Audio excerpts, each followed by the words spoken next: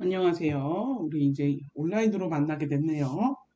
자, 이번 시간에는 1장, 이 교과서의 1장인 유아교과교육의 학문적 기초에 대해서 풀어보도록 하겠습니다.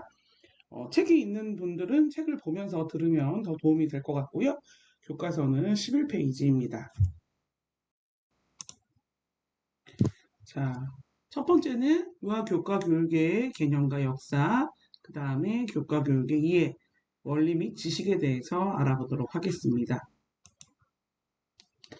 자, 교과의 개념은 라틴어 쿠레레라는 어원으로 출발한 커리큘럼이라는 용어로 경기 코스, 트랙, 또 나아가 수행해야 할 교수 요목을 의미합니다. 예로부터 교육 현장은 학습자에게 무엇인가를 가르쳐 왔어요. 학습자에게 그 무엇을 의도적으로 가르치는 행위를 교육이라고 본다면 그 무엇이 교육의 내용이 됩니다. 즉 컨텐츠가 되겠죠. 따라서 의도적인 현장 교육에서 교육이라 함은 학습자에게 어떠한 교육 목표를 성취시키기 위하여 일정한 수준의 교육 내용을 선정하고 조직해 놓은 공통적인 기준을 일컬습니다. 현대에 이르러 교과 교육이라는 용어는 교과를 교육하는 학문으로 해당 교과에 대한 기초 개념과 지식을 포함해서 교육하고자 하는 교과를 어떠한 방법으로 가르칠 것인가를 이해하는 것입니다. 즉, 교과 교육론은 각 교과의 기초 지식과 목표, 내용 및 방법을 알고 교수 학습 과정에서 요구되는 이론 및 실제를 수행하는 것을 의미합니다. 교과 교육의 이론과 원리를 제공해주는 교과 교육학은 실천을 전제로 하므로 교육의 실천 속에서 응용되고 활용되는 실천적, 실용적 성격을 지니고 있습니다. 제가 실제로 수업하는 장면들을 영상 사이사이에 넣어 놓을 거예요. 여러분들이 실제를 연구하는 학문이라는 걸 잊지 마시고 현장에서 지금 인턴 나가 있는 이 상황에서 이 실제 수업을 좀 도움을 받으시기를 간절히 바랍니다. 자, 앞에서 설명한 쿠레레라는 얘기가 나와 있죠? 네. 그래서 교수 요목이다라고 머릿속에 넣으시면 됩니다. 자, 교육은 말 그대로 한자 그대로 가르치고 배우는 행위가 이제 함께 존재를 하죠.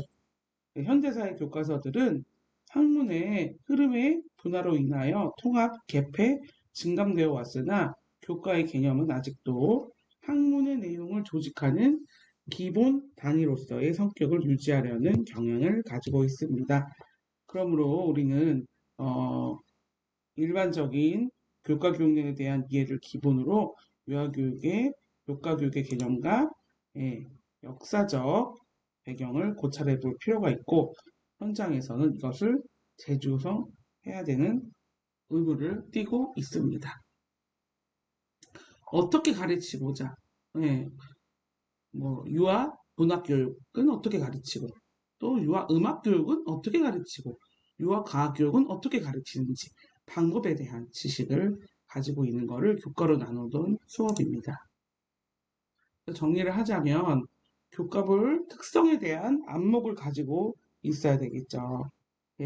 그래서 원리를 이해하고 또 지식을 베이스로 해서 각각의 인성 형성까지 지도하는 것이 교과 교육의 개념이라고 볼 수가 있겠습니다. 자, 두 번째는 교과 교육의 개념이에요. 일반적으로 교육은 에듀케이션이라고 하죠. 넓은 의미로는 인간이 배우고 익혀야 할 중요한 행동이나 지식을 잘 가르치고 배우는 모든 과정이라고 할 수가 있어요. 이런 관점에서 볼 때 유아교육은 교육받아야 할 유아를 가장 효율적이고 다양한 방법으로 가르치는 것에 의미를 가집니다. 어떤 방법이요? 다양한 방법, 또 효율적인. 자, 유아는 수요자의 특성상 집중 시간이 짧아요. 그래서 얼마나 효율적으로 가르치느냐가 관건이라고 볼 수가 있겠습니다. 현대사회에서의 교육은 잘 가르치기 위한 체계화된 일련의 교육 내용을 가지는데 이거를 문서화한 거를 교육 과정이라고 이야기를 하고 있습니다. 유아는 아주 자연스러운 방식으로 배우면서 자신의 흥미를 기초하여 국가의 교육 영역을 무의식적으로 통합시켜요. 그래서 통합이라는 말이 계속 여러분들 배우는 유아교육과정 3년 동안 따라다닙니다. 왜냐하면 지금은 음악 시간이니까 음악만 배워야지 라는 개념이 아니에요.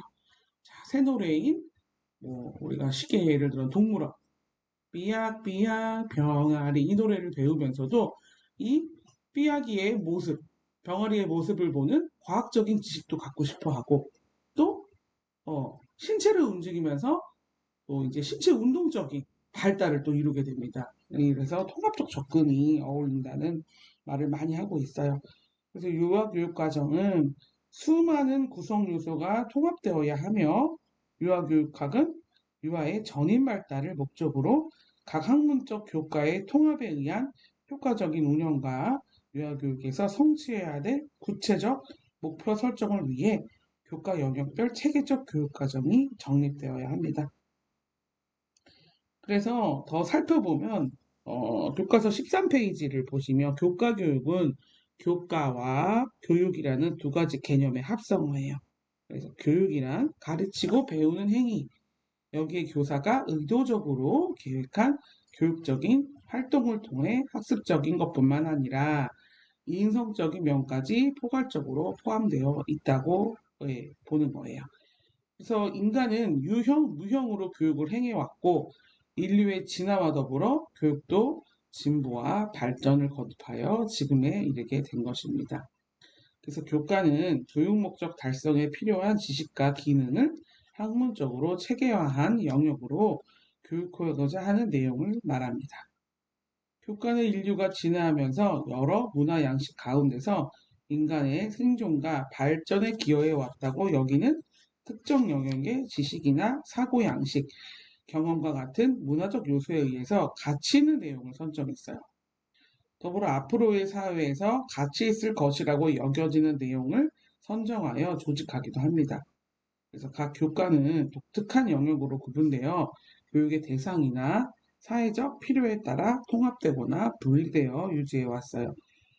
교과가 통합 분리되는 과정을 거치더라도 대상자의 발달 과정은 늘 가져가야 합니다. 그리고 균형적 발달을 해치는 결과를 가져오는 것은 바람직하지 않다라고 얘기하고 있어요.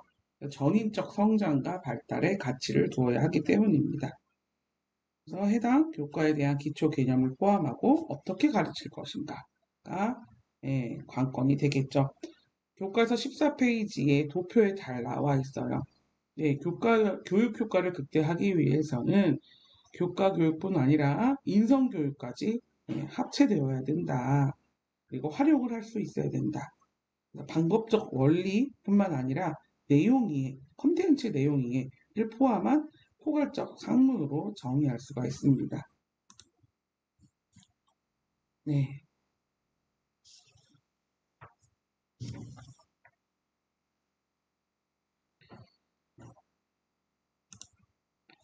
그리고 교과교육론은 목표를 파악해서 그 목표를 달성하기 위한 내용을 선정, 조직하고 효과적으로 가르치고 교육 현장에서 교육적 가치와 지원 체계적인 교재 교구를 마련하고 이를 현장에서 수행하는 과정과 결과에서 평가를 하는 과정이 주 요소로 되어 있습니다. 이처럼 최근의 교과교육론에서는 교과를 이해하는 것이 교과를 어떻게 가르치느냐 하는 것 못지않게 중요하다고 보고 있어요. 그리고 이에 따라 교과교육론은 가르치는 방법뿐 아니라 교과 내용을 대한 이해를 포함하는 포괄적 학문으로 정립해야 될 필요성이 제기되고 있습니다. 그래서 교과교육에 대한 개념은 안목을 갖고 있어야 되고 또 전문적 지신, 인성 형성까지 밑받침이 돼야 된다. 또 문화유산을 전수해야 되는 의무가 있고요. 정신적 특성을 개발하는 의무도 있습니다. 그래서 정신적 요소는 효과적으로 사고하는 능력, 생각을 전달하고 전달받는 능력, 적절한 판단을 하는 능력, 가치를 분별하는 능력을 포함합니다. 이런 정신적 특성이 교육 결과로 나타날 수 있도록 교과 자체의 지식 방법을 통해 가르쳐야 되고 또 효율적으로 활동이 될 수 있게 개발이 되어야 돼요. 유아교육, 교과교육의 개념은 교과서 16페이지에 이제 단락에 보시면 두 번째 단락에 미분화된 발달 상태의 유아로서 재발달이나 학습 내용이 통합적으로 이루어지는 것이 효과적으로 각각 교과목으로 나눠져 있지는 않지만 생활 중심, 놀이 중심으로 이루어지고 있는 특성을 지니고 있습니다.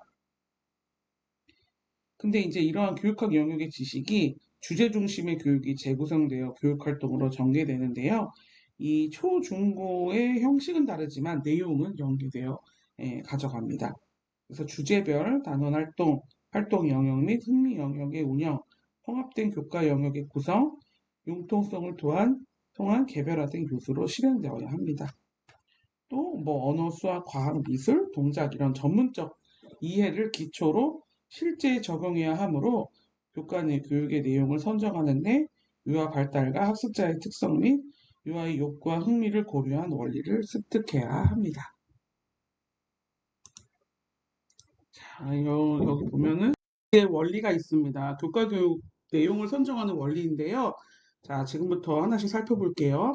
교과서 17페이지를 참고하시면 좀 더 이해가 쉽습니다. 첫 번째는 기회의 원리예요. 기회의 원리란 어떤 교육 목표를 달성하려면 목표가 의미하는 행동을 학습자가 실제로 경험해 볼 수 있는 기회를 가질 수 있어야 된다는 원리입니다. 또 흥미의 원리, 수업 자료의 내용이 유아의 흥미를 자극해야 됩니다. 그래서 우리가 이 흥미를 유발하기 위해 도입 단계에서 손인형을 가져오거나 비밀 상자를 보여주거나 가림막을 퍼즐이나 사용해서 유아들의 흥미를 유발하죠. 다음은 유용성의 원리예요. 교육 내용과 학습 경험을 생활 속에서 유용해야 합니다. 다음은 확실성의 원리입니다. 원칙적으로 참인 것으로 믿을 수 있어야 되는 것이 확실성의 원리입니다. 다음은 타당성의 원리예요. 타당성의 원리는 교육 목표 달성에 적합해야 합니다. 다음은 만족의 원리입니다. 교육 목표가 지향하는 활동을 통해 학습자가 만족을 느낄 수 있어야 합니다. 연계성의 원리는 내용이 서로 관련되고 일관성을 가져야 하며 수업 내용과 용어에 모순이 있거나 차이가 있어서는 안 된다는 원리입니다. 다음은 균형성의 원리예요. 교육 내용이 특정 집단에 이익을 주거나 성, 직업, 인종, 사회, 계층, 종교, 연령, 장애 등에 관한 편견을 주어서는 안 된다는 원리입니다. 다음은 학습 가능성의 원리입니다. 학습할 수 있는 교육 내용을 선정해야 된다는 내용입니다. 이와 같이 선정 원리를 통해 유아교육에서 교과교육의 내용을 선정해야 할 것입니다. 그래서 교과교육이라는 용어가 생소할 수 있지만 교과교육의 개념이 유아교육 안에서 어떻게 적용, 활용되는지에 대한 이해는 유아교사에게는 필수적인 학문적 기초로 개념화되어야 합니다. 다음은 유아교과 교육의 역사를 살펴보겠습니다. 교과에 대한 기원은 히랍사회나 로마사회에서 귀족 계급인 자유민을 상대로 음악, 체육, 수학, 천문학, 변증법을 교육한 것입니다. 교육 내용이 중세시대에 와서는 7개의 자유과로 문법, 수사학, 변증법, 3학과, 대수, 기하, 천문학, 음악의 4학과로 변화되었습니다. 이 7개 자유과는 교과의 기원으로 볼 수 있고 산업혁명을 거쳐서 현대적인 새로운 교과가 생겨난 후에도 학교의 교과서로 지금도 영향을 미치고 있지요. 18세기에 들어오면서 르네상스와 종교교육의 영향으로 유아교육에 대한 의식이 달라졌어요. 그래서 중세의 아동관과 교육과는 근본적인 변화를 맞이하게 되었습니다. 코메니우스 많이 들어보셨죠? 네, 대교수학에서 교육의 목적을 실현하기 위해 실학주의에 입각한 교과교육 이론을 전개하였는데 여기에서 그는 모든 지식을 교수하고 학습시켜야 한다는 것을 강조하였으며 이를 돕는 보편적인 교수 기법으로 교육학을 체계화시켰습니다. 과학적 연구 방법을 교육 이론, 교육 과정, 교육 수법에 적용시켰고 모든 교재는 학년에 따라 배열하고 유아 발달에 맞추어 가르치되 간단한 것에서 복잡한 것으로 이미 알고 있는 내용부터 아직 모르고 있는 내용으로 나아가야 한다는 교수학습의 원리를 주장하였습니다. 18세기 미국과 유럽의 학교에서 이루어지던 교육과 대조를 보이는 교육 방식은 페스탈로치에 의해 시작되었습니다. 초등학교 교육과정에 지리, 과학, 미술, 음악의 교과를 도입하여 교육과정의 근대화를 실현하였습니다. 교육과정은 19세기에 이르러서 비로소 독립된 학문으로 연구되기 시작했고 그 이전에는 인간생활 전반에 걸친 철학적인 성찰의 한 가지로 교육학이 다루어졌습니다. 자, 20세기에 들어오면서 듀이에 의해 제창된 진보주의 교육은 그의 사상의 기반인 실용주의에 뿌리를 두고 있어서 기존의 이상적이고 기계주의적인 교육을 비판하고 교육이란 이상이나 관념의 추구가 아닌 실생활 그 자체다라고 주장을 하게 되었습니다. 그런데 이러한 실학주의에 큰 사건이 일어나요. 바로 57년 10월 4일에 소련, 지금은 러시아죠. 인공위성인 스푸트니크를 먼저 발사를 해요. 이게 미국이 너무 충격을 받습니다. 그래서 지나치게 생활 중심, 경험 중심적인 교육 과정이 잘못되었다는 것으로 비판하는 사조가 팽배해지고 다시 학문 중심, 교과 중심의 교육 과정으로 전환하는 등 교육에 걸친 변화를 가져왔습니다. 그러나 이러한 학문 중심 교육 과정은 가치관의 혼란과 교육의 대중화, 교육의 과학화에서 오는 교육의 비인간화를 극복하는 데 도움이 되지 않는다는 점에서 1970년대부터는 다시 학문 중심의 교육 과정에 비판이 일어나게 되고요. 인간 중심의 교육 과정의 관점에서 이론이 전개되기 시작하면서 인지 중심 교육 과정이 출현하게 됩니다. 자, 유아교육과 교과교육학의 이해에 대해서 살펴보도록 하겠습니다. 자, 우리나라 유아교육은 유아기본법과 유아교육법에 따라 교육하도록 법으로 규정되어 있어요. 그래서 교육과정은 학습자에게 제공할 학습 경험을 선정하고 조직하고 교육 경험의 질을 구체적으로 관리하는 교육의 기본 설계다라고 할 수 있겠습니다. 교육과정은 유아교육기관에서 왜, 무엇을, 어떻게, 어느 수준과 범위로 가르치고 평가하느냐를 계획하는 교육 설계도이기 때문에 교육 목표와 내용, 교육의 방법이나 운영 방식, 교육 평가를 포괄하는 폭넓은 개념으로 보아야 합니다. 또한 유아교육에서 교육과정은 국가에서 일방적으로 만들어주는 주어지는 교육과정만을 위한 교육이 아니라 교육을 직접 실천하는 각 유아교육기관에서 다양하게 편성하여 운영하는 만들어가는 교육과정이라는 점에 특징이 있습니다. 그래서 기준점만 국가에서 정해주고 있고요. 이를 문서로 고시하면서 시행해 왔는데 이게 이제 계획이 연도가 바뀌면서 지금 현재는 누리과정이라는 통합적인 교과 운영까지 올라온 상황이죠. 자, 유아교육에서의 교과교육을 살펴보겠습니다. 유아교육에서의 교과교육의 내용은 유아교육부터 초, 중, 고등학교에 이르기까지 연관성을 띠고 있어요. 그리고 각 연령의 발달 특성을 고려하여 학제와 교과가 구분되어 있습니다. 유아교육은 발달 특성상 교육과 보호라는 양면성을 가지고 있어요. 그래서 에듀케이션과 케어, 에듀케어라는 말을 사용하죠. 유아교육은 조금 일반적인 교과의 초중고하고는 조금 특징이 다르다는 것을 머릿속에 넣으시기 바랍니다. 자, 개별적 인간의 유아 자신의 초점을 두고 유아 나름의 자아 실현을 돕는 게 유아교육의 특징이에요. 초등교육은 개인의 관심사 창의적 표현보다는 미리 준비되어 제시되는 지식체계가 교육의 중심적 역할을 해요. 그래서 우리가 지식과 이해는 어떻게 해요? 예를 들어 뭐 비는 왜 내릴까요? 비는 수증기가 하늘로 올라가서 수증기끼리의 바람을 통해서 공기 중에 떠 있다가 수증기들이 뭉쳐서 모여지면 구름이 되고 비로 내려요. 자, 이제부터 외우세요. 몇 월 며칠 날 시험 볼 거예요. 그래서 학습자의 이해를 보는 반면 유아교육에서는 어떻게 해요? 지식을 전달하는 것보다는 왜 비가 내릴까? 하면서 유아한테 생각을 할 수 있게 돕는 수업을 한다고 보시면 이해가 빠르실 거예요. 자, 우리나라는 표준보육과정과 누리과정으로 나눠져 있죠. 그래서 0에서 2세, 우리나라 나이론 0에서 2세가 이제 4세를 얘기해요. 그래서 표준교육과정을 따르고 있고요. 자, 유아는 3에서 5세 유치원 가는 시기죠. 이때는 누리과정을 따르고 있습니다. 누리과정은 3에서 5세의 연령이 대상이 되고 통합교육을 이루고 있는데 21페이지 교과서에서도 5개 영역으로 나눠져요. 그래서 신체운동, 건강, 의사소통, 사회관계, 예술관계, 자연탐구. 예, 그래서 이렇게 5개 영역으로 이루어져 있고요. 초등은 이제 교과서로 이루어져 있죠. 자, 누리과정에서 추구하는 이제 교육과정의 목표는 조금 차이가 있어요. 그래서 여러 가지 습관을 기초로 하는 연령이기 때문에 습관에 대한 얘기가 계속 나오고 있어요. 왜냐하면 이 형성된 습관이 평생의 밑거름이 되기 때문에 네, 기본적인 삶에서 필요한 지식 및 생활 태도를 다 익히는 것들이 포함되어 있습니다.